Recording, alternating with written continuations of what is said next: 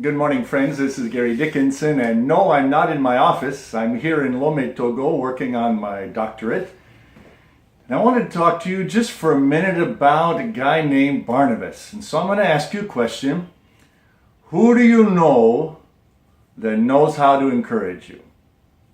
Who do you know that sticks up for you, introduces you to friends, makes openings for you, opens doors, and is always doing something great for you? Saul has been converted and he's preaching, and it's time for him to go to Jerusalem. But nobody in Jerusalem wants to have anything to do with him because they're afraid of him. Because the Paul that they remembered, Saul, with his two different names, he's the guy that was putting them in prison and killing them and dragging them before the high priests and the Sanhedrin and all that. So the Bible tells us that Barnabas steps in. But Barnabas took him and brought him to the apostles. This is in verse 27. And declared to them how on the road he had seen the Lord, who spoke to him, and how at Damascus he had preached boldly in the name of Jesus. Barnabas opened doors. He vouched for Paul. He wasn't afraid to put his reputation on the line. He was ready to get his hands dirty. He was ready to be associated with this guy that everyone else was afraid of. There's a second thing that inspires us, and we know the story. Paul and Barnabas are separated. They've been ministering together, and a guy named John Mark, or sometimes it's just called Mark in the Bible, John Mark abandons them. The task was difficult. It wasn't as easy as it is today by any means, and John Mark leaves the ministry band. We call it a band for lack of a better word. And Barnabas and Paul kind of have a falling out about this, because when they're getting ready to go again on another trip, Barnabas says, let's bring John Mark. And Paul says, absolutely not. The guy's a quitter. He gives up too easy. He falls behind. He's a drain on me. I can't do what I want to do with people that aren't faithful and aren't loyal, etc., etc. And the division, the Bible tells us, is so sharp between them that Paul and Barnabas decide to separate.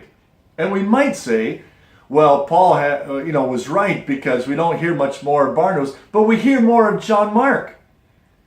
So what Barnabas did was take this quitter, this guy that abandoned them, who had left them in a lurch, if you want to put it that way. And Barnabas had the ministry of encouragement, because we know his name, Barnabas, means son of encouragement. And Barnabas not only had that name, but he lived that name. And Barnabas took John Mark and he somehow whipped him back into shape. Did he scold him? Did he encourage him? Did he examine the reasons for his failure?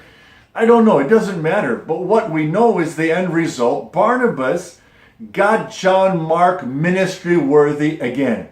He saw something that even Paul didn't have time to address. Barnabas is the guy that brings John Mark back from disaster. He saw something that Paul didn't see. And I want to use this as a springboard to talk about two people in my life. I put it on Facebook last week, but I want to say it one more time.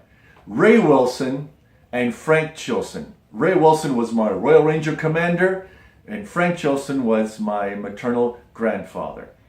These two men, in spite of everything that other people said about me, because apparently I was quite active as a kid, and quite mischievous and too much energy, etc., etc.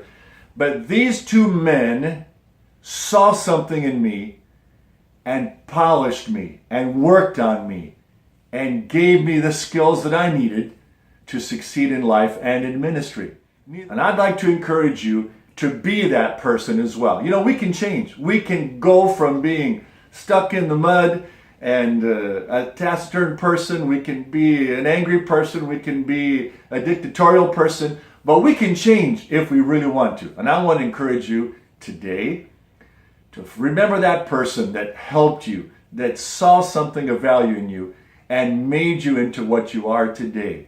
And I'm going to ask you to be that person for someone else. I hope you have a wonderful week in Jesus. Remember, we're here to turn people to Christ. That's our job. That's our number one mission. Let's do it with all of our heart. May the Lord bless you.